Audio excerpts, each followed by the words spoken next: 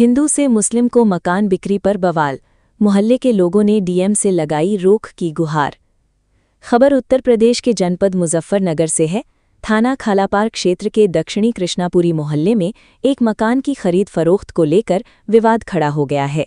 हिंदू समुदाय के एक व्यक्ति द्वारा अपना मकान मुस्लिम समुदाय के व्यक्ति को बेचे जाने की सूचना के बाद स्थानीय लोगों ने विरोध शुरू कर दिया है। मामले को लेकर मोहल्ला निवासियों ने जिलाधिकारी को प्रार्थना पत्र सौंपकर हस्तक्षेप की मांग की है। प्रार्थना पत्र के अनुसार दक्षिणी कृष्णापुरी मोहल्ले में अधिकांश आबादी हिंदू समाज की है। मोहल्ला वासियों का कहना है कि क्षेत्र में रहने वाले अर्पित जैन और अंकित जैन के मकान को मुस्लिम समुदाय के व्यक्ति को बेचे जाने की प्रक्रिया चल रही है। इसे लेकर स्थानीय लोगों में नाराजगी है। प्रार्थना पत्र में आरोप लगाया गया है कि संबंधित लोगों के यहां पहले से ही बाहरी लोगों का आना जाना लगा रहता था, जिसको लेकर मोहल्ले के कुछ लोगों ने आपत्ति भी जताई थी। आरोप है कि विरोध किए जाने पर कथित तौर पर ये कहा गया था कि मकान दूसरे समुदाय के व्यक्ति को बेच दिया जाएगा। अब मकान मुस्लिम समुदाय के व्यक्ति को बेचे जाने की जानकारी सामने आने के बाद मोहल्ले में विरोध तेज हो गया है।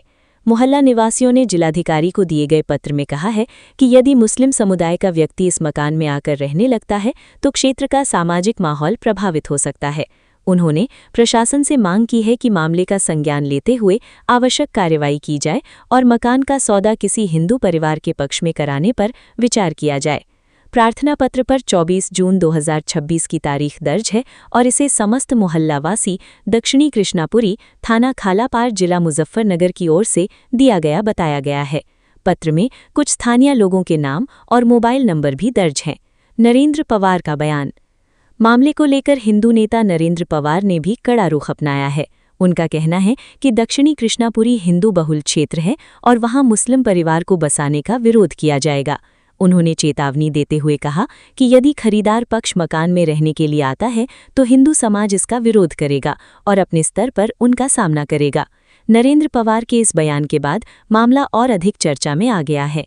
फिलहाल प्रशासन की ओर से इस संबंध में कोई आधिकारिक प्रतिक्रिया सामने नहीं आई है, लेकिन संवेदनशीलता को देखते हुए स्थानीय स्तर पर पूरे घटनाक्रम पर नजर रखी जा रही है।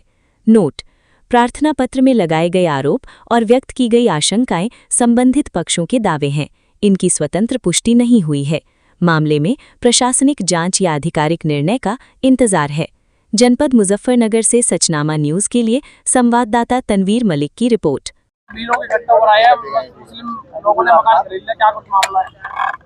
कल हमारे दक्षिण कृष्णापुरी में 2 मकान खाली हुए थे।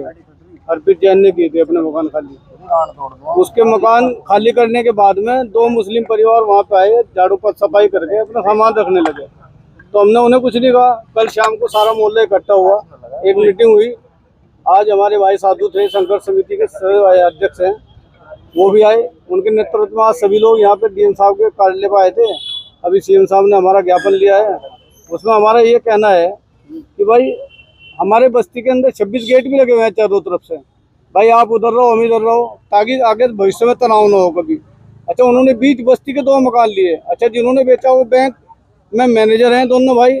उनका काम यही है, पहले मकान देखते हैं, लोन कराते हैं, उसके बाद में कहना हिंदू मजदूरी महंगा मकान लेगा, मकान को फिर वापस कराने के नाम पे दोनों आपस में बांट लेंगे, लोन फ्री कर लेंगे। उनका यही काम है। अभी दालमंडी में उन्होंने इसी मोमनन परिवार की दुकान दिखवाई, ऐसे अब हमारे यहाँ दुआया।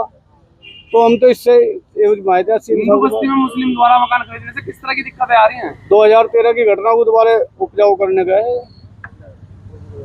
ठीक भाई बताइए, आज जिलाधिकारी कार्यालय पहुंचे तो क्या पूरा मामला है? देखिए, हमारे खालापार थाना क्षेत्र की साउथ कृष्णापुरी में 4 महीने पहले कुछ विधर्मी जिहादियों द्वारा हमारे हिंदू समाज के भाइयों को बहला फुसलाकर, लालच देकर और गुपचुप तरीके से मकान खरीदे गए हैं।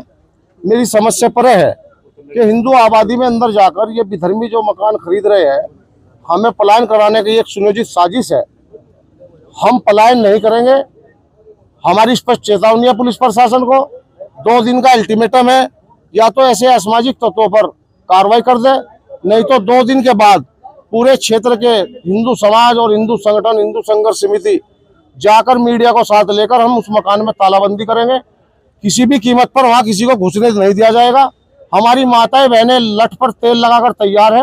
अगर कोई घुसने का प्रयास करेगा तो अब लठ बजेगा। पहले भी इस तरह की चीजें लगातार सामने आई हैं और विवाद का कारण भी बनती है, फिर क्यों इस तरह की चीजें ये इसकी जांच होने की जरूरत है। ये असामाजिक तत्व है। अभी पूर्व में जनवरी का महीना गौशाला मोहल्ले में भी ऐसी एक प्रकरण हुआ था, जिसपे अभी भी कार्रवाई जांच पड़ताल की चल रही है, और वहां भी हिंदू बस्ती के बीच में जाकर मकान खरीदे गए। ये कहीं ना कहीं हमें पलायन कराने की एक सुनियोजित साजिश है। अब हिंदू पलायन नहीं करेगा, अब हिंदू तो मुकाबला करेगा। लठों पे तेल लगा लिया है। प्रशासन को अल्टीमेटम है, 2 दिन के अंदर या तो समाधान कर दे, अगर कोई घुसने का प्रयास करेगा तो लठ बजेगा खड़े ताल का। किसने मकान बेचा है और किसने खरीदा है? कोई हमारे जैन समाज के 2 भाई हैं सगे, उनके 2 मकान थे, उन्होंने वो मकान बेचे हैं।